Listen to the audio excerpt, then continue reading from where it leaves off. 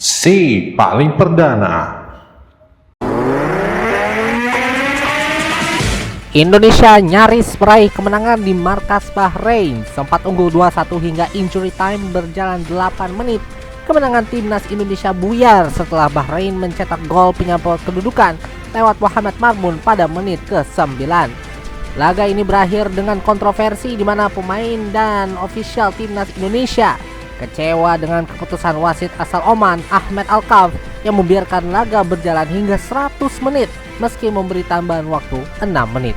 Berita selengkapnya akan hadir dalam DMP Evening News malam ini.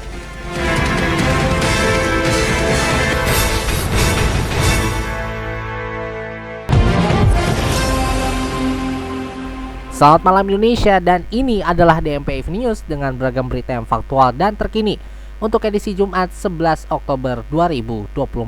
Anda bersama saya, Andika Rizky Rehansyah.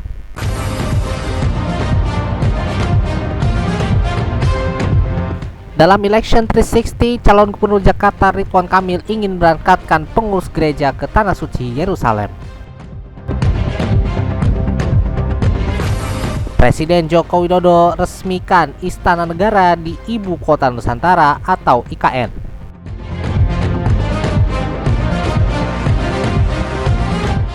Serta mahasiswi UMSU tewas ditabrak truk di Deli Serdang, Sumatera Utara.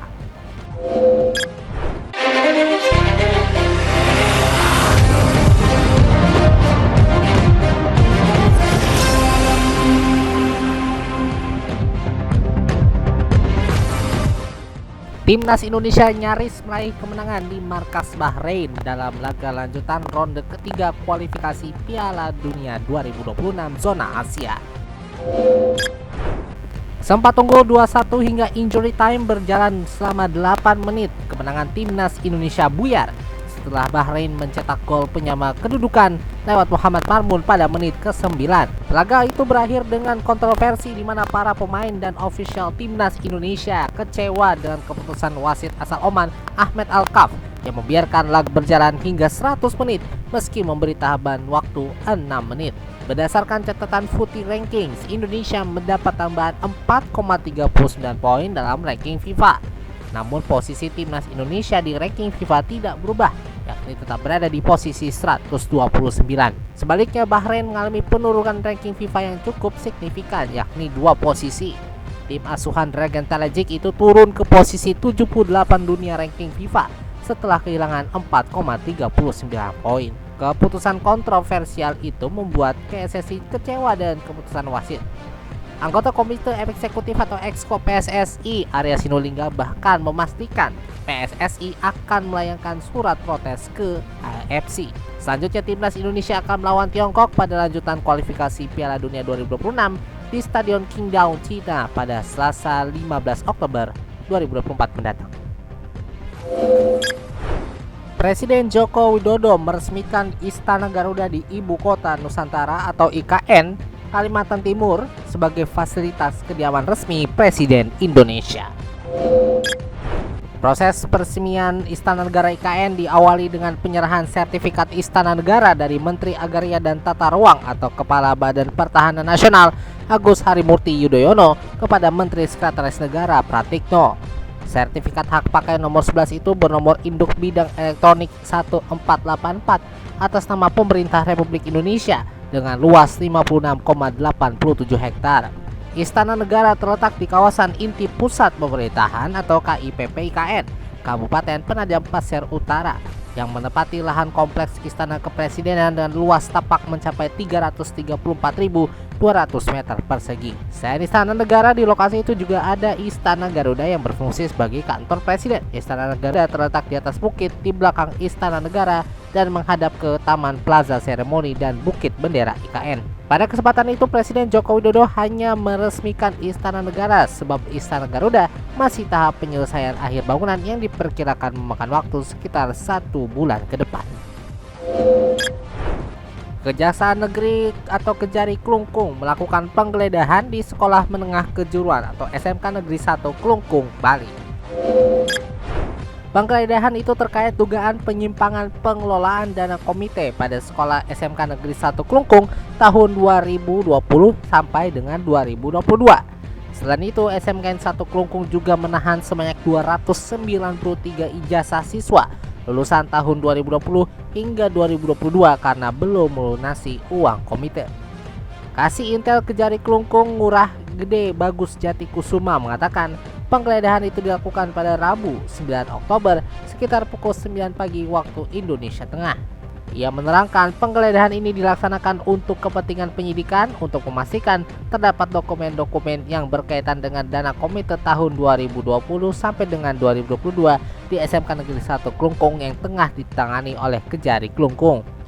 Dalam penggeledahan itu, tim penyidik mengamankan sekaligus melakukan penyitaan barang bukti sebanyak 31 dokumen yang berkaitan dengan pengelolaan dana komite tahun 2020 hingga tahun 2022. Penyidik juga menyita uang senilai 182,5 juta rupiah yang diduga bersumber dari dana komite tahun 2020 hingga 2022 yang sebelumnya dikuasai secara tunai oleh oknum kepala sekolah dan tidak dapat dipertanggungjawabkan. Kemudian setelah selesai dilaksanakan penggeledahan terhadap dokumen-dokumen tersebut disimpan di ruang barang bukti seksi tindak pidana khusus Kejari Klungkung. Setelah ini saya akan kembali dengan beragam berita faktual dan terkini dari Sumatera Utara dalam DMP Sumut Perdana. Tetaplah bersama kami.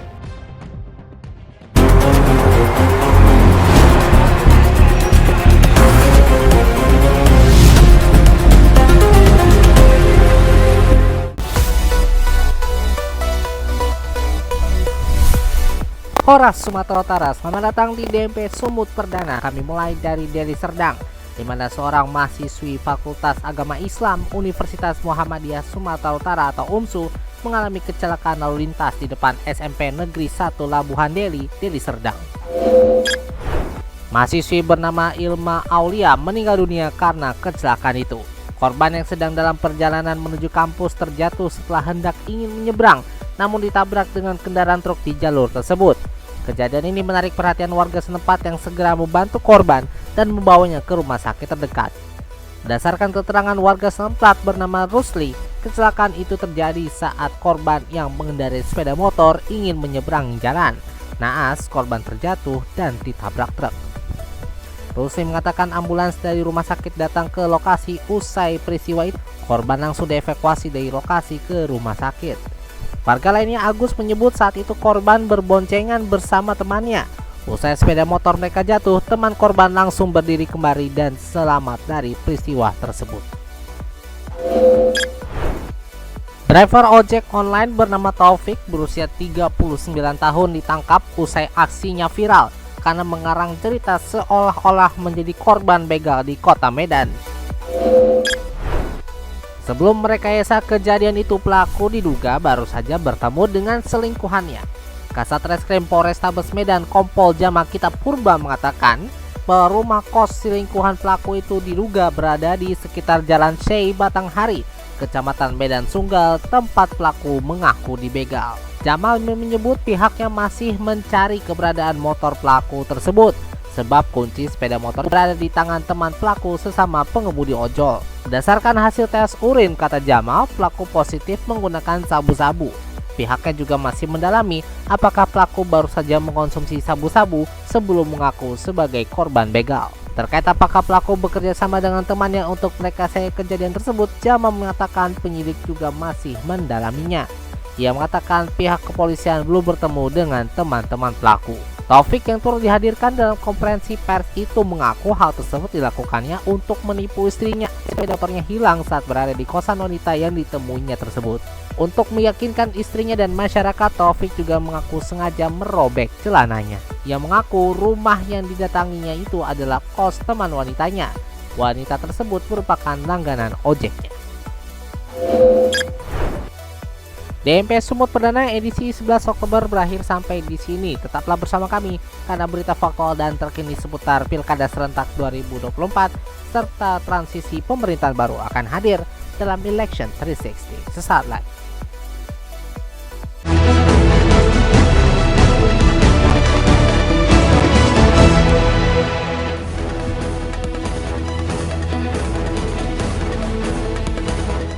Selamat datang di Election 360. Kami mulai dari Jawa Tengah, di mana calon gubernur dan wakil gubernur Jawa Tengah nomor urut 1 Andika Perkasa dan Hendrar Prihadi atau Hendi menanggapi isu yang beredar mengenai program satu pusat kebugaran atau gym di setiap desa.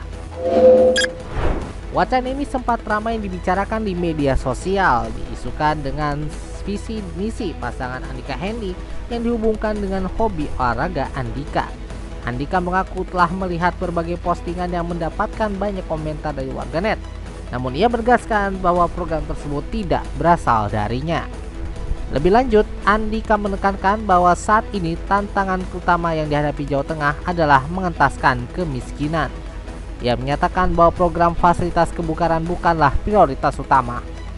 Andika dan timnya saat ini masih aktif melakukan kampanye untuk mensosialisasikan program unggulan mereka jika terpilih sebagai pemimpin Jawa Tengah.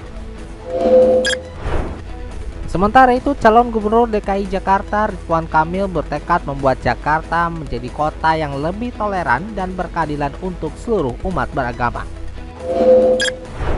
Selain program Maghrib Mengaji yang digagasnya, RK juga memiliki program keagamaan lain untuk umat Kristiani.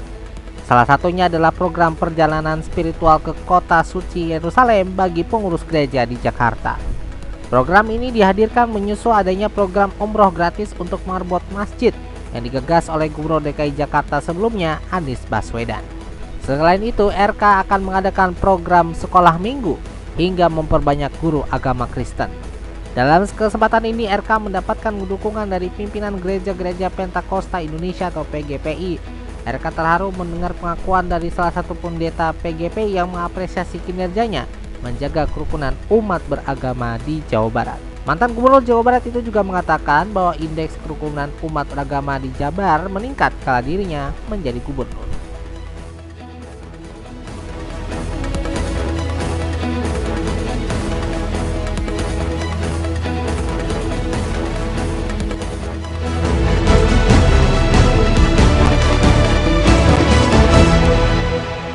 DNP International News. Kate Middleton kembali muncul di hadapan publik untuk pertama kalinya bersama sang suami Pangeran William usai menjalankan perawatan kemoterapi pada Kamis 10 Oktober 2024. Dilaporkan keduanya muncul dalam rangka melakukan kunjungan ke Salford, Inggris. Melansir dari CNN International, Pangeran William mengunjungi Salford secara mendadak bersama Kate dalam rangka bertemu dengan keluarga dari 3 anak yang terbunuh dalam insiden penikaman pada Juli 2024 lalu. Kunjungan ini menjadi sorotan karena merupakan kemunculan pertama Kate yang menghilang cukup lama akibat mengidap kanker. Sebelumnya Kate mengumumkan bahwa ia telah menyelesaikan kemoterapi dan bebas dari kanker melalui semua video pada September 2024 lalu. Namun sosok berusia 42 tahun itu belum mengungkapkan jenis kanker yang dideritanya. Kate mengaku bahwa 9 bulan terakhir adalah waktu yang penuh tantangan. Namun Kate selalu mengatakan bahwa ia ingin kembali bekerja dan melakukan kegiatan publik. Dalam beberapa rekan terakhir, Kate telah mengadakan sejumlah pertemuan yang berfokus pada pekerjaan tahun-tahun awalnya dan konser lagu tahunan Natal yang akan datang. Saat menjalankan tugas, Pangeran William dan Kate juga memberi sumbangan melalui yayasan kerajaan untuk penggalangan dana guna menyediakan rehabilitasi psikologis dan fisik bagi polisi dan personel ambulans yang terlibat dalam serangan dan kerusuhan. Dalam agendanya, Kate mengucapkan terima kasih kepada seluruh staf yang membantu keluarga usai peristiwa maut menghadap anak-anak tersebut. Ucapan itu disampaikan Kate atas nama keluarga korban.